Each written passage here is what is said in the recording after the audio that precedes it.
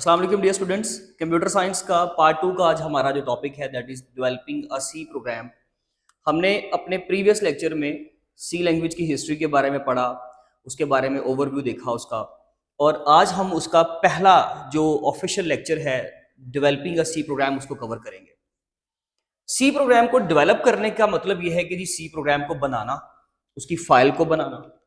हम लोग जब सी लैंग्वेज का काम करेंगे, सी प्रोग्रामिंग लैंग्वेज का काम करेंगे, तो हम एक फाइल बनाएंगे जिसमें हम सी लैंग्वेज का कोड लिखेंगे।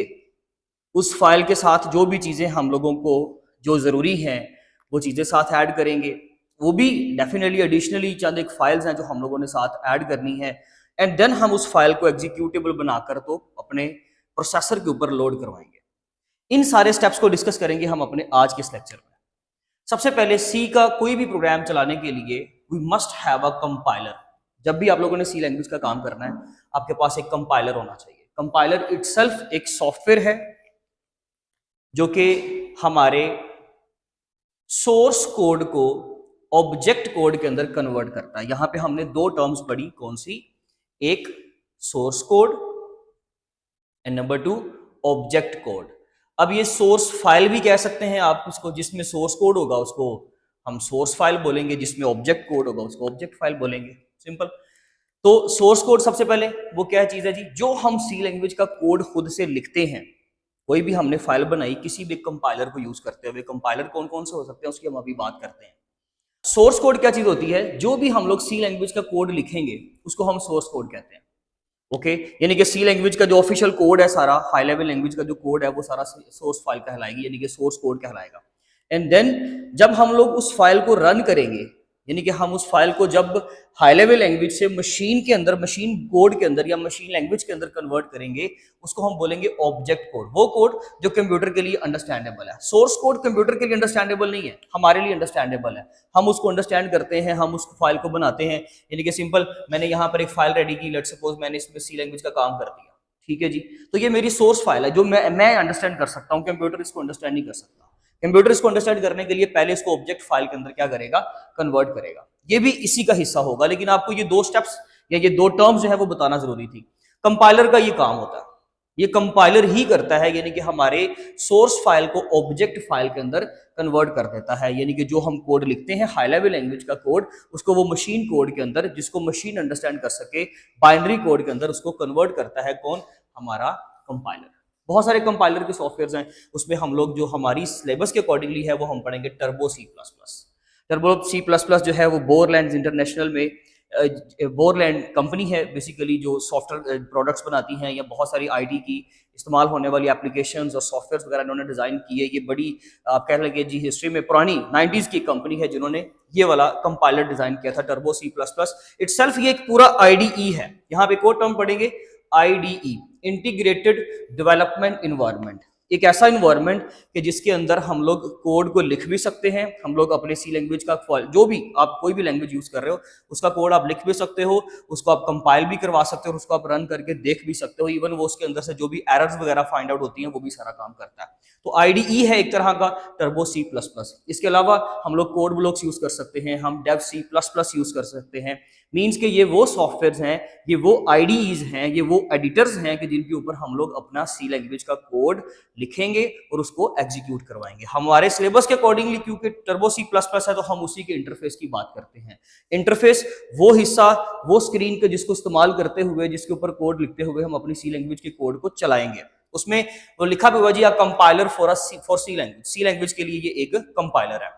उसकी स्क्रीन आपके सामने नजर आ रही है। आप लोगों ने सबसे पहले सिंपल गूगल पे जाके टर्बो सी प्लस प्लस लिखना है और उसका सॉफ्टवेयर यानी कि वो जो कंपाइलर इटसेल्फ वो आईडीई है उसको आप लोगों ने इंस्टॉल कर लेना है। इंस्टॉल करने के बाद जब आप सारा इंस्टॉलेशन का प्रोसेस देख लेंगे, उसके बाद जब आप उसको फिनिश करके ओपन करोगे, आपके सामने एक स्क्रीन इस तरीके से सामने शो होगी, जिसके ऊपर कुछ इस तरीके के ऑप्शंस होंगे। मेन्यू बार में file, edit, search, run, debug, help के टूल, इस तरीके से वो एक लंबी लिस्ट होगी मेन्यू की। वो हमारे सिलेबस में यहाँ पे कहता है कि अगर आपने टर्बो का कोई भी इनमें से एक मेन्यू इस्तेमाल करना है, फाइल में डेफिनेटली फाइल को कैसे सेव करते हैं, सेव एज का ऑप्शन, सेव का ऑप्शन, रीनेम का ऑप्शन, ये सारे एडिट में हम लोग जब अपने कोड के अंदर कोई तब्दीली करना चाह रहे हैं, कुछ चेंजिंग्स लाना चाह रहे हैं। रन मीन्स के जब हम अपनी फाइल को एग्जीक्यूट करना चाहेंगे, और डिबग मीन्स के जब हम लोग उसमें से एरर्स को आइडेंटिफाई करके तो डिटेक्ट करना चाहेंगे। मैंने आपको एक शॉर्ट इंट्रोडक्शन दिया है सब हर मेन्यू का, राइट। लेकिन ये पूरी मेन्यू बार के अंदर जो भी है, हमें जस्ट उसके बारे में इतना पूछा जाता है कि मैंने अगर इनमें से कोई एक भी मेन्यू इस्तेमाल करना है तो उसके लिए एक शॉर्टकट की है कि आप आल्ट की के साथ उस कोई भी मेन्यू का फर्स्ट लेटर प्लेस कर दे। जैसे कि अगर मुझे फाइल सपोज कर ओपन करना है, फाइल मेन्यू में जाना है, उसके लिए मैं लिखूंगा आल्ट प्लस एफ। अगर मुझे एडिट का यूज करना है तो आल्ट प्लस ई, यानी कि मेन्यू के उस वर्ड का, उस हेडिंग का फर्स्ट लेटर प्लस आपका आल्ट की। इसको अगर आप यूज करेंगे तो आप उस मेन्यू के अंदर इन हो जाएंगे, मीन्स उस मेन्यू को आप एक्सेस कर सकते हो। उसके बाद उस स्क्रीन के ऊपर वो जो आपको grid of rose and columns नजर आएंगे, उसके ऊपर जब आप लोग अपना सी लैंग्वेज का प्रोग्राम स्टार्ट करने लगोगे तो सबसे पहले हम लोगों को उस स्क्रीन के लिए इन्वॉक प्रोसेस के लिए हमें क्या करना होता है, टी एंड सी लिखना है। टीसी स्टैंड्स फॉर टर्बो सी। तो हम लोगों को उसको इन्वॉक करने के लिए क्या करना पड़ता है, टीसी, यानी कि उसको एक्टिवेट करने के लिए हमें टीसी लिख के एंड हम लोग एंटर का की प्रेस करेंगे and then we are good to go. अब हम लोग अपना कोड उसके ऊपर कर सकते हैं। अब हम लोग अपनी फाइल बना सकते हैं। देन हम लोग फिर इस प्रोसेस की तरफ आ जाते हैं। ये वो स्टेप्स हैं जो हम लोगों को अपने कंप्लीट करने हैं उस फाइल के लिए जो हम लोगों ने फाइल बनानी है। यहाँ पे सबसे पहले नंबर 1 पे स्टेप आता है जी, creating and editing a C program. सबसे पहले हम लोग क्या करेंगे, सी लैंग्वेज के लिए हमने सपोज कर ले एक फाइल रेडी की, एक फाइल ओपन की मैंने। फाइल मेन्यू में जाके मेन्यू पे क्लिक करूंगा, फाइल सामने आ जाएगी। अगर आप फाइल मेन्यू के अंदर अगर आप लोगों को पहले से कोई एग्जिस्टेड फाइल है तो उसके लिए आप जो है वो ओपन का मेन्यू के अंदर ओपन का ऑप्शन यूज कर लोगे। अदरवाइज हम सिंपली जो है वो न्यू एक फाइल क्रिएट करेंगे और उसके अंदर हम अपना यहाँ पे सोर्स कोड, यानी कि जो सी लैंग्वेज का कोड है वो हम लिखना शुरू कर देंगे। ओके, जब हम अपना सारा कोड लिख लेंगे, हमारी वो फाइल क्रिएट समझ लीजिए हो गई है। लेकिन अभी हम लोगों ने उसको सेकेंडरी स्टोरेज डिवाइस के ऊपर सेव करने के लिए कंट्रोल एस या फिर हम लोगों को फाइल मेन्यू के अंदर जाके उसको सेव करना है। जब आप उसको सेव करने की बात करते हो उसके लिए हमारे पास अलग से एक स्टेप है, सेविंग अ सी प्रोग्राम। सेव करने के लिए क्या करेंगे जी, या तो आप मेन्यू इस्तेमाल कर लें। मेन्यू अगर यूटिलाइज करना है आपने तो उसके लिए आप फाइल के बटन पे क्लिक करोगे, उसके बाद आप सेकंड ऑप्शन कौन पे किस में जाओगे, सेव में। जब आप सेव पे क्लिक करोगे आपके सामने एक स्क्रीन पॉपअप होगी जिसमें वो आपसे फाइल का नाम पूछेगा। जी बताएं कि जो आप सी लैंग्वेज का कोड लिख रहे हो इस फाइल के अंदर, आपने इस फाइल का नाम क्या देना है। अब आप जो भी उस फाइल का नाम देना चाहें उसके लिए या तो हम शॉर्टकट की F2 भी यूज कर लेते हैं, F2 प्रेस कर ले, या फाइल के अंदर जाकर सेव के बटन पे क्लिक कर लें। आपके सामने जो भी एक पॉपअप आएगा स्क्रीन का, उसके ऊपर वो आपको यहाँ पे पूछेगा जी बताएं अपनी फाइल का नाम क्या रखना है। अब आपने यहाँ पे अपनी फाइल का नाम असाइन करना है। सपोज कर ले जी मेरी ये फर्स्ट फाइल थी, मैं उसको इंडेक्स फाइल के नाम से बना लेता हूँ। और मुझे यहाँ पर ये जहन में रखना है कि जब भी मैंने सी लैंग्वेज की फाइल बनानी है तो मैं .c एक्सटेंशन लगाऊंगा। अगर आप .c की एक्सटेंशन नहीं लगाते तो क्योंकि आप टर्बो C++ का काम कर रहे हो, तो ये एक ऐसा कंपाइलर है जो सी लैंग्वेज का काम भी करवाता है।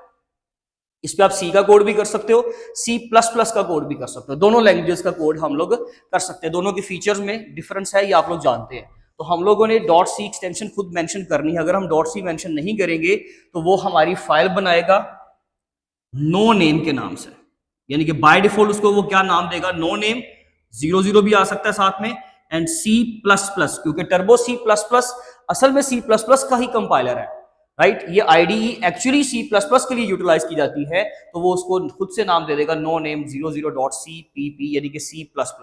लेकिन अगर हम लोग चाहें, क्योंकि हम इस पे सी का काम कर सकते हैं, तो हम अपनी फाइल का नाम खुद से रखेंगे जो भी हम लोगों ने नाम देना है, एंड .c एक्सटेंशन लगाना जरूरी है। यहां तक हमारा एक फाइल बनी, उसके अंदर हमने कुछ कोड लिखा, जो भी कोड है वो हम आगे जाके इंशाल्लाह सीखेंगे, एंड देन हम लोगों ने फाइल को सेव कर दिया। आपने फाइल को सेव कर दिया, जो सिंपल सी लैंग्वेज का कोड हम लोग लिख सकते हैं, hash include stdio.header void main, hello का कोई प्रोग्राम लिख दिया। सपोज कर ले आपने printf में हेलो लिखा प्रिंट करवाने के लिए स्क्रीन पे, ये सिंपल हमने प्रोग्राम तो लिख दिया। लेकिन ये वो कोड है जो ह्यूमन के लिए अंडरस्टैंडेबल है, जो ह्यूमन बीइंग इसको समझ सकता है। ये कोड आपका कंप्यूटर अंडरस्टैंड नहीं करेगा। उस कोड को, जो कोड मैंने यहाँ लिखा है, उस कोड को कंप्यूटर को समझाने के लिए हमें कंपाइलेशन प्रोसेस परफॉर्म करना है। हम कंपाइलिंग करेंगे। कंपाइल करने के लिए हम क्या करते हैं जी, या तो अगर आप मेन्यू यूज करें तो कंपाइल के बटन पे क्लिक करें, मेन्यू में हमारे पास यहाँ पर कंपाइल मिल जाएगा। कंपाइल पे क्लिक करेंगे एंड देन उसके अंदर कंपाइल, तो वो हमारी फाइल को कंपाइल कर देगा। कंपाइल करने का क्या मतलब था, हमने स्टार्टिंग में पढ़ा कि कंपाइलर का काम ये होता है कि वो हमारे सोर्स कोड को, जो हम कोड लिखते हैं, उसको ऑब्जेक्ट कोड के अंदर कन्वर्ट करता है, यानी कि उसको मशीन कोड के अंदर कन्वर्ट करेगा। उसके बाद अगर हम शॉर्टकट की यूज करना चाहें तो Alt+F9। एक चीज याद रखिएगा, हम आज मॉडर्न हिस्ट्री में, आज के दौर में, हम जो डेव C++ या हम लोग जो है वो विजुअल स्टूडियो यूज करते हैं, जितने भी आप लोग डिफरेंट आईडीज इस्तेमाल करते हैं, याद रखिएगा इन आईडीज के ऊपर हो सकता है कि ये शॉर्टकट कीज काम ना करें या ये वाला मेन्यू सेम वहां पे ना हो, उसका जो लेआउट है या उसका जो इंटरफेस है मॉडर्न आईडीई का वो डिफरेंट हो। लेकिन हम लोग ठीक है उसको प्रैक्टिस के तौर पे तो कर सकते हैं, प्रैक्टिकल्स में भी आप लोग वो काम कर सकते हो, लेकिन जब आपको बुक के मुताबिक क्वेश्चन आएगा तो वो इसके मुताबिक आएगा। उन्होंने यही शॉर्टकट की के मुताबिक सवाल बनाना है पेपर में, तो आप लोगों ने ये शॉर्टकट कीज और ये मेन्यू लाजमी तौर पे याद करना है। हाँ ठीक है, आप अपनी प्रैक्टिस के तौर पे जिस पे मर्जी वैसे काम कर लें। देन आता जी लिंकिंग का प्रोसेस, लिंकिंग का सी प्रोग्राम। जब हम लोग ये कंपाइलेशन करवाते हैं तो उसी वक्त हमारा जो ये कंपाइलर है एक फाइल क्रिएट करता है, ऑब्जेक्ट फाइल, यानी कि उस सी लैंग्वेज के कोड को कंपाइल करके उसकी एक ऑब्जेक्ट फाइल रेडी कर देता है। हमने यहाँ पे फाइल बनाई थी index.c, उसने index.o बना दी, किसने, कंपाइलर ने। अब ये परमानेंट स्टोरेज पे नहीं आती, यानी कि आपकी जो सेकेंडरी स्टोरेज है उसके ऊपर नहीं आएगी, इसलिए शायद आप इसको देख नहीं सकें। ये टेम्परेरीली फाइल क्रिएट होती है और ये इसमें वो कोड है, ऑब्जेक्ट फाइल का मतलब ये है कि जिसमें वो कोड है जो ह्यूमन के लिए अंडरस्टैंडेबल है। आपने सोर्स कोड लिखा, कंपाइलर ने उसको ऑब्जेक्ट फाइल के अंदर क्रिएट कर दिया। एंड देन लिंकिंग में हम क्या करते हैं, ऑब्जेक्ट फाइल के साथ जो भी आपने लाइब्रेरीज फाइल साथ शामिल करनी है, स्टैंडर्ड फाइल साथ शामिल करनी है, जो प्री प्रोसेस्ड डायरेक्टिव्स के लिए अंडरस्टैंडेबल है, वो आपने फाइल साथ शामिल करनी है। उस फाइल को इंक्लूड करने के बाद देन वो हमारी फाइल बन जाती है जी एग्जीक्यूटेबल, एंड देन हम उसको अपने कंपाइलर के जरिए से एग्जीक्यूट करवा सकते हैं, या Ctrl+F9 आप शॉर्टकट की प्रेस करेंगे, आपकी जो फाइल है वो एग्जीक्यूट हो जाएगी। एग्जीक्यूट मीन्स कि वो अपना आंसर जो है वो कंसोल स्क्रीन के ऊपर आपको दिखा सकेगी। कंसोल स्क्रीन वो स्क्रीन के जिसके ऊपर हम रिजल्ट्स देख सकते हैं, जिसके ऊपर हम रिजल्ट्स को फाइंड आउट करते हैं, उसको कंसोल स्क्रीन कहते हैं। इसके लिए हमने एक फ्लोचार्ट बनाया है, आप ये फ्लोचार्ट अंडरस्टैंड करें, सारे स्टेप्स यहां पर आपको क्लियर हो जाएंगे। देखिए सबसे पहले हम लोग एक, क्योंकि ये रेक्टेंगल है तो रेक्टेंगल रिप्रेजेंट करती है हमेशा प्रोसेस को, यानी कि हमने यहाँ पे प्रोसेसिंग की है, राइट।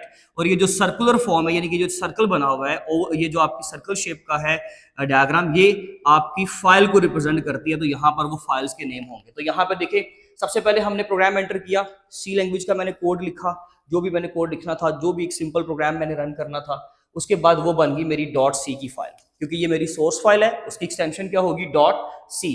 देन अब आप उसके लिए कंपाइलेशन करोगे, आपकी सोर्स फाइल बन गई, अब आप कंपाइलर रन करोगे। कंपाइलर यानी कि सेकंड स्टेप का काम, यानी कि सेव कर लिया या क्रिएट, ये तकरीबन ऑलमोस्ट एक ही स्टेप काउंट होगा ना, तो आप कंपाइलेशन पे आ जाओगे। जब आप कंपाइलेशन करोगे, कंपाइलेशन का मतलब क्या है कि जिसने आपके सोर्स कोड को, इस कंपाइलेशन प्रोसेस ने सोर्स कोड को ऑब्जेक्ट कोड के अंदर कन्वर्ट करना है। अब आप ऑब्जेक्ट फाइल बना लोगे, जब वो ऑब्जेक्ट फाइल क्रिएट कर देगा तो उसकी एक्सटेंशन हो जाएगी .obj, यानी कि .obj का मतलब है ऑब्जेक्ट फाइल, जिसमें अब सोर्स कोड नहीं है, हाई लेवल लैंग्वेज का कोड नहीं है, बल्कि 101010 मीन्स के बाइनरी डाटा है। अब ये बाइनरी फाइल एक डेवलपर ओपन तो कर सकता है, आप इसको निकाल तो सकते हो, फाइंड आउट तो कर सकते हो, लेकिन ये आपके लिए अंडरस्टैंडेबल नहीं है। और ये भी याद रखिएगा, यहाँ पर वो एक हेडिंग देता है कि जिसमें हमें अपने इस फाइल की जो हम रन कर रहे हैं, इस एग्जीक्यूटेबल फाइल के लिए हम लोकेशन भी चेंज कर सकते हैं। बाय डिफॉल्ट ये बिन का फोल्डर बनता है सी लैंग्वेज की तरफ से, सी ड्राइव के अंदर, वहां पे जाके फाइल सेव करता है, लेकिन हम लोगों ने जहां पे हमारी सोर्स फाइल पड़ी होती है उसको वहां पर प्लेस करवाना होता है। तो यहाँ पे याद रखिएगा कि जी सबसे पहले सोर्स फाइल बनी, उसके बाद ऑब्जेक्ट, कंपाइलेशन के बाद ऑब्जेक्ट फाइल रेडी हो गई, यानी कि बाइनरी डाटा मिल गया। अब कंप्यूटर जो है इस बाइनरी डाटा को अंडरस्टैंड कर सकता है, लेकिन यहां पर एक प्रॉब्लम आ सकती है, वो ये कि कंपाइलेशन प्रोसेस में एरर्स भी आ सकती है। मींस कि अगर कंपाइलर को ये पता चला कि यहाँ पर कोई गलती है, वैसे मैंने आपको बताया कि ये काम आईडीई का है। आईडी के अंदर टोटल 3 चीजें होती हैं, एक आपका एडिटर जिसके ऊपर आप कोड लिखोगे, उसके बाद इसके अंदर होता है कंपाइलर जो आपके सोर्स कोड को ऑब्जेक्ट कोड के अंदर कन्वर्ट करेगा, एंड एक इसमें होता है डिबगर जो इसमें गलतियां फाइंड करेगा, इसमें से बग्स को निकालेगा। बग कहते हैं जो भी प्रोग्रामिंग एरर होती है, और बग्स को फाइंड आउट करना, आइडेंटिफाई करना और रिमूव करने का जो काम है वो हमारा डिबगर करता है। तो यहाँ पर कंपाइलेशन प्रोसेस के वक्त अगर कोई एरर आती है, लेट्स सपोज ये फाइल को रिप्रेजेंट करता है ये वाला शेप, तो यहाँ पर लिस्ट ऑफ एरर्स निकली, हम उस दोबारा से, अब ऐसा तो नहीं है कि हम उस एरर वाली फाइल को चलाएंगे, वो तो चलेगी नहीं भाई, इसलिए हम क्या करेंगे, दोबारा से उस कोड को करेक्ट करेंगे। करेक्ट करने के बाद देन दोबारा से एक रिवाइज्ड फाइल बनेगी, मींस के जिसको हमने दोबारा से ठीक किया, रिवाइज्ड मींस के जिसको हमने करेक्ट किया है, दोबारा से बनाया है। फिर एक .c की फाइल क्रिएट होगी, दोबारा से उसको चलाएंगे। लेट्स सपोज एक फिर एरर आ जाती है, ये सर्कल चलता रहेगा, तब तक चलता रहेगा जब तक वो फाइल एरर फ्री नहीं हो जाती, उसमें से बग्स टोटली सारी रिमूव नहीं हो जाती, तब तक ये प्रोसेस चलता रहेगा। जब compilation process successfully object file create करेगा, देन हम लोग आएंगे लिंकिंग प्रोसेस पे। इसके अंदर हम अपनी लाइब्रेरी फाइल्स, जैसे कि हम लोगों ने stdio.header आप लोगों ने पढ़ा होगा, या आप इस चैप्टर में पढ़ेंगे stdio.header की फाइल, यानी कि standard input output dot header की फाइल।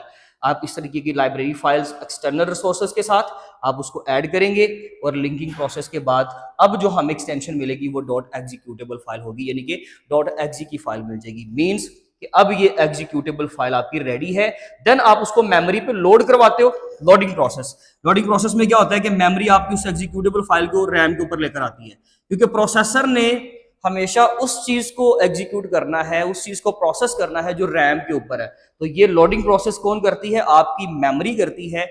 मेमोरी के ऊपर ये फाइल आती है, देन आपका सीपीयू जो है, यानी कि जो प्रोसेसर है, वो इसको एग्जीक्यूट करेगा, और हमारा जो भी एग्जीक्यूटेबल प्रोग्राम है वो चल जाएगा, और हम उसकी स्क्रीन के ऊपर आउटपुट को देख सकते हैं। ये एक कंप्लीट फ्लो था कि जब हम लोग सोर्स फाइल बनाते हैं, देन उसके अंदर कंपाइलेशन के बाद ऑब्जेक्ट फाइल रेडी होती है, फिर लिंकिंग में उसको एग्जीक्यूटेबल एक्सटेंशन मिलती है, then we are good to go. अब हम उसको एग्जीक्यूट करवा सकते हैं, एंड देन हम उसका आंसर स्क्रीन पे देख सकते हैं। तो ये कंप्लीट फ्लो था जी। उसके बाद आपने याद रखना है कि डेवलपिंग अ सी प्रोग्राम एक इंपॉर्टेंट लॉन्ग क्वेश्चन है, जिसमें जब भी ये लॉन्ग आएगा आप ये डायग्राम यानी कि ये फ्लो चार्ट साथ में लाजमी बनाएंगे।